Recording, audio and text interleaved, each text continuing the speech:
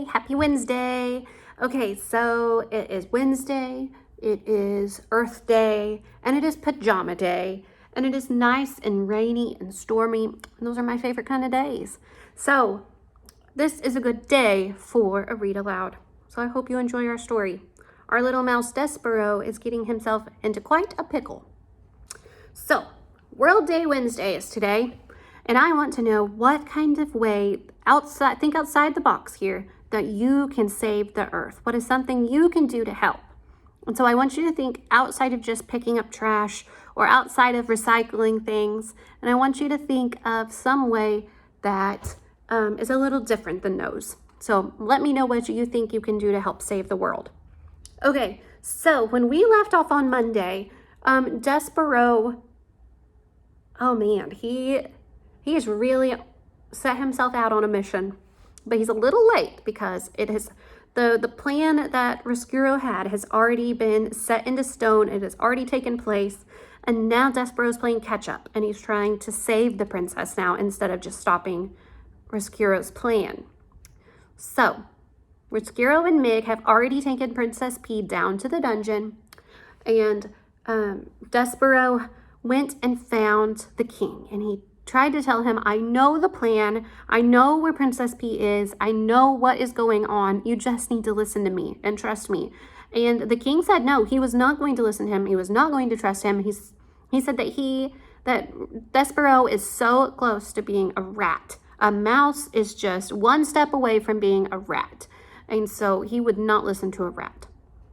And you have to remember that the king's heart is just crushed right now. It is just so broken because he has now lost his wife and his daughter all within a month of each other. So he is absolutely heartbroken. Then Despereaux went and found the Threadmaster, and he knew that he was going to have to do something kind of like Gregory did and tie the rope around his ankle. Well, a rope would be way too big for Despereaux. So he goes to find the Threadmaster, the one that tied the red thread around his neck when he was sent to the dungeon. And he tells him, I need the spool of red thread. And we find out that the Threadmaster's name is Hovis, and he tells him that he is on a quest. And he teaches Despereaux the word quest. And Despereaux soaks it up. He's like, yes, this is my quest. I'm like the knight in my dream. I am the knight in my dream. I have to save the princess. That is my quest. So Hovis gives him the thread, the red thread, and he ties it around his waist, and he also ties onto that thread a needle, and he tells him, this is like your sword. So go be a knight, save the day, use the needle as a sword, and go save Princess P. All right, so he's rolling the spool of thread down the hall. He has to go into the kitchen in order to get into the dungeon, and as he goes into the kitchen, Cook is in there, and she's making soup. And soup is against the law still. And it probably is especially against the law now that the daughter is gone as well. I mean, the king comes up with all of these silly rules, and he's going to come up with even more silly ones now that the daughter's gone. All right, so the cook is in there making soup, and she hears something, and she says, who goes there? And that is where we left off. All right, chapter 44. Whose ears are those? Who's there? Shouted Cook again. Despereaux wisely said nothing. The kitchen was silent. Said Cook. Nothing. It's nothing at all. Just my nervous Nelly ears playing tricks on me. You're an old fool, she said to herself as she turned back to the stove. You're just an old fool afraid of being caught making soup. Despereaux slumped against the spool of thread, and as he leaned there, his heart pounding, his paws shaking, a small wonderful something occurred. A midnight breeze entered the kitchen and danced over to the stove, picked up the scent of soup, and then swirled across the floor and delivered the smell right directly to the mouse's nose. Despereaux put his head up in the air and he sniffed. He sniffed some more. He had never in his life smelled anything so lovely and so inspiring.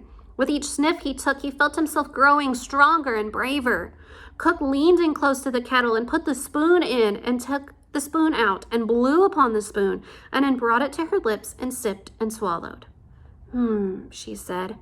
And she took another sip. It's missing something, she said. Maybe more salt. She put the spoon down and took up an enormous salt shaker and sprinkled it into the kettle. And Despereaux, feeling emboldened by the smell of soup, again set to work, pushing the spool of thread.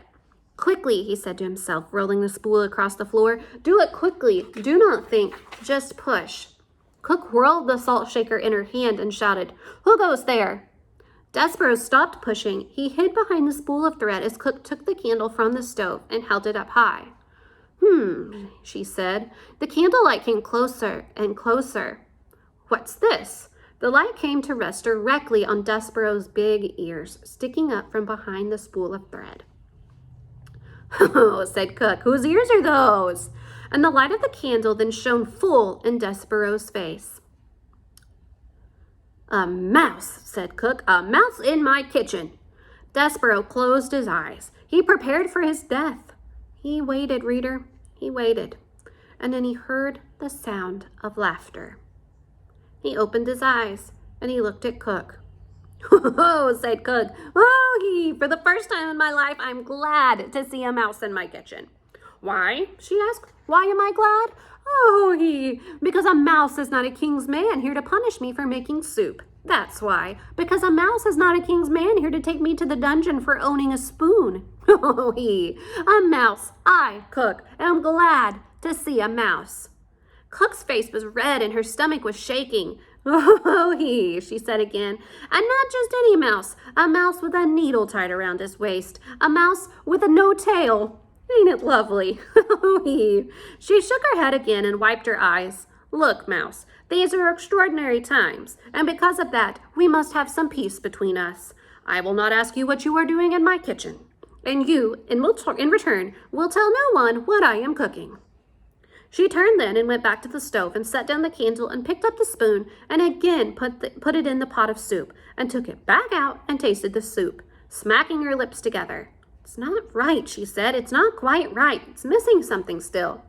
Despereaux did not move. He could not move. He was paralyzed by fear.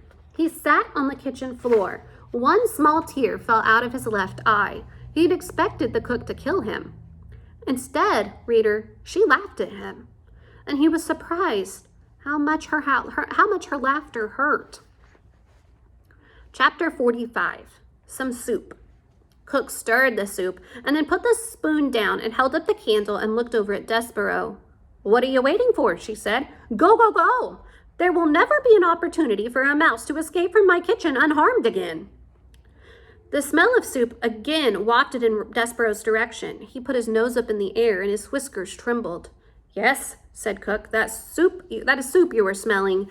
The princess, not that you would know or care, is missing, bless her good-hearted self, and times are terrible. And when times are terrible, soup is the answer. Don't it smell like the answer?" "Yes," said Despereaux, and he nodded. Cook turned away from him, and she put the candle down and picked up the spoon and started to stir. "Oh," she said, "these are dark days." She shook her head, "and I'm kidding myself. There ain't no point in making soup unless others eat it. Soup needs another mouth to taste it, another heart to be warmed by it." She stopped stirring, and she turned and looked at Despereaux. "Mouse," said Cook, "would you like some soup?" And then, without waiting for an answer, she took a saucer and spooned some soup into it and set it on the kitchen floor. "Come closer," she said. "I don't aim to hurt you. I promise." Despereaux sniffed. The soup smelled wonderful. It smelled incredible. Keeping one eye on Cook, he stepped out from behind the spool of thread and crept closer. "Go on," said Cook. "Taste it." Despereaux stepped onto the saucer. Soup covered his paws. He bent his head to the hot broth. He sipped. Oh, it was lovely. Garlic and chicken and watercress. The same soup that Cook had made the day the queen had died. "How is it?"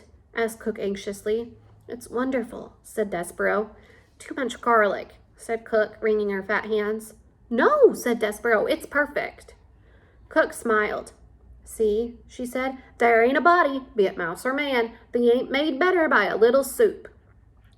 Despereaux bent his head and sipped again, and Cook stood over him and smiled, saying, "It don't need a thing, then. Is that what you're saying? Is that right?" Despereaux nodded. He drank the soup in big, noisy gulps, and when he stepped out of the saucer, his paws were damp, and his whiskers were dripping, and his stomach was full. Cook said to him, "Not done already, are you? Surely you ain't done. You must want more." "I can't," said Despereaux. "I don't have time. I'm on my way to the dungeon to save the princess." Cook laughed. "You, a mouse, are gonna save the princess?" "Yes," said Despereaux. "I'm on a quest." "Well, don't let me stand in your way." And so it was that the cook held open the door to the dungeon while Despereaux rolled the spool of thread through it. "Good luck," she said to him. "Good luck saving the princess." She closed the door behind her and then leaned against it and shook her head. "And if that ain't an indication of what strange days these are," she said to herself, "then I don't know what it is. Me, cook, feeding a mouse soup, and then wishing him good luck in saving the princess. Oh my, strange days indeed." Okay, so here's a picture of Despereaux standing in the soup, staring up at the cook, and he's telling her, yes, it is so good, it doesn't need anything. Okay, chapter 46, Mouse Blood. Yes. Despereaux stood at the top of the dungeon stairs and peered into the darkness that waited for him below. "Oh," he said, "oh my." He had forgotten how dark the dungeon could be. And he had forgotten, too, its terrible smell and the stench of rats and the odor of suffering. But his heart was full of love for the princess, and his stomach was full of cooked soup, and Despereaux felt brave and strong. And so he began, immediately, and without despair, the hard work of maneuvering the spool of thread down the narrow dungeon steps. Down, down, down went Despereaux tilling, and the spool of thread. Slowly, oh, so slowly they went, and the passage was dark, dark, dark.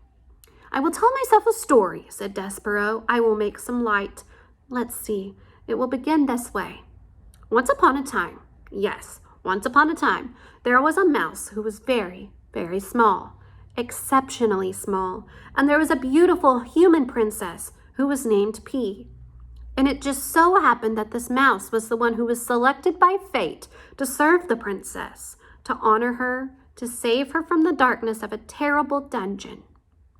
This story cheered up Despereaux considerably. His eyes became accustomed to the gloom, and he moved down the stairs more quickly, more surely, whispering to himself the tale of a devious rat, and a fat serving girl, and a beautiful princess, and a brave mouse, and some soup, and a spool of red thread.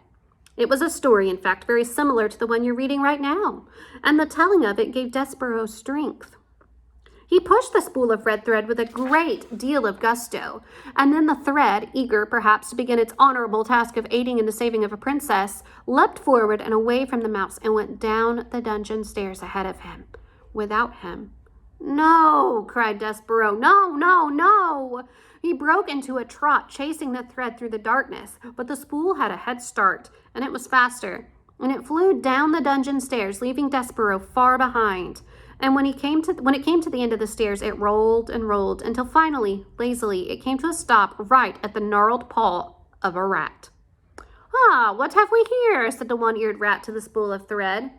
"I will tell you what we have," said Botticelli Remorso, answering his question. "We have red thread."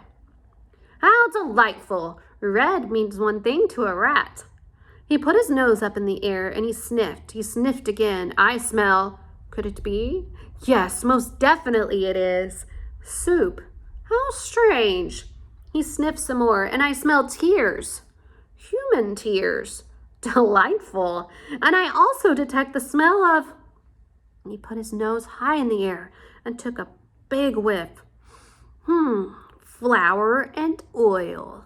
Oh my, what a cornucopia of scents. But below it all, what do I smell? The blood of a mouse. Unmistakably mouse blood. Yes, exactly. Mouse. Botticelli looked down at the spool of red thread and smiled, and he gave it a gentle push with one paw. Red thread. Yes, exactly. Just when you think that life in the dungeon can't get any better, a mouse arrives. Chapter 47. No choice. Despereaux stood trembling on the steps. The thread was most definitely gone, and he could not hear it. He could not see it. He should have tied it to himself when he had the chance, but it was too late now. Despereaux's dire situation suddenly became quite clear to him. He was a 2-ounce mouse alone in the dark, twisting dungeon full of rats. He had nothing but a sewing needle with which to defend himself, and he had to find a princess, and he had to save her once he found her. It's impossible, he said to the darkness. I can't do it.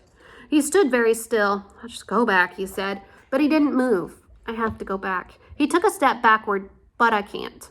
I don't have a choice. I have no choice. He took one step forward and then another.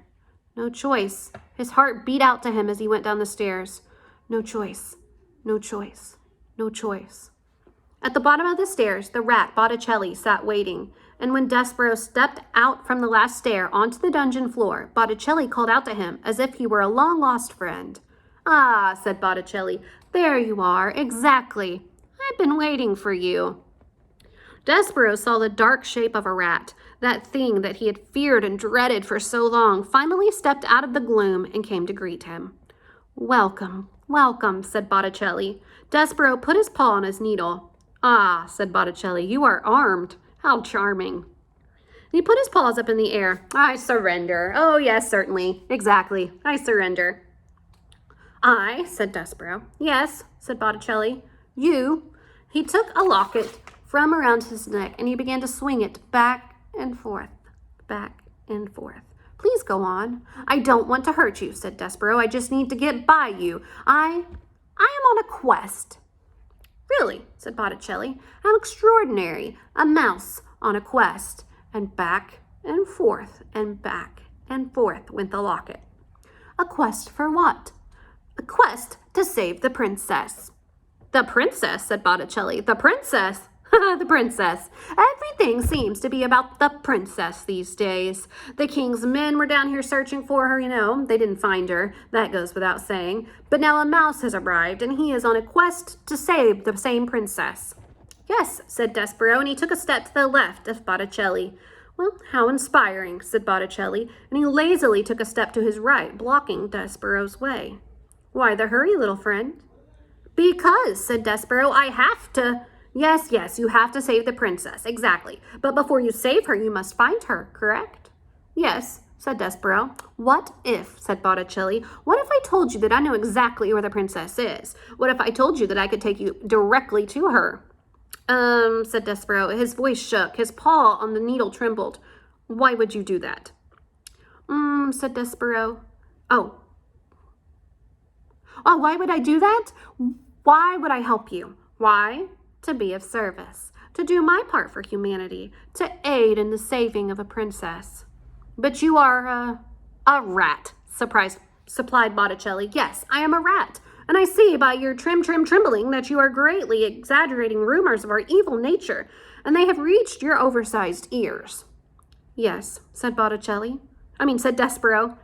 If, said Botticelli, swinging the locket back and forth, if you allow me to be of assistance, you will be doing me a tremendous favor. Not only can I do a good deed for you and for the princess, but my actions will help to dispel this terrible myth of evil that seems to surround rats everywhere. Will you let me assist you? Will you let me assist myself and my kind? Reader, was it a trick? Of course it was. Botticelli did not want to be of service. Far from it. You know what Botticelli wanted? He wanted others to suffer. Specifically, he wanted the small mouse to suffer. And how best to do that? Why, take him right directly to what he wanted, the princess. Let him see what his heart desired, and then, only then, faced with what he loved, would Despereaux die. And at the end of it all, how tasty the mouse would be, seasoned with hope and tears and flour and oil and thwarted with love. My name, little friend, is Botticelli Rimorso, and you may trust me. You must trust me. Will you tell me your name? Despereaux. Despereaux Tilling. Despereaux Tilling, take your paw from your weapon. Come with me. Despereaux stared at him. Come, said Botticelli. Let go of your needle. Take hold of my tail. I will lead you to your princess. I promise. What, reader, in your experience, is the promise of a rat worth? That's right. 0, zip, nada, goose eggs. But I must ask you this question, too. What else was there for Despereaux to hold on to? You are right. Nothing. So the mouse reached out. He took hold of the rat's tail. And that is where we stop for today. Oh my goodness, I cannot wait. I want to finish it right now. Okay, so we will finish it tomorrow though. So exciting. So let me know what it is that you think you can do to help save the world other than picking up trash or recycling or those things that we hear all the time. I want to hear outside of the box things. And I will see you tomorrow. Bye.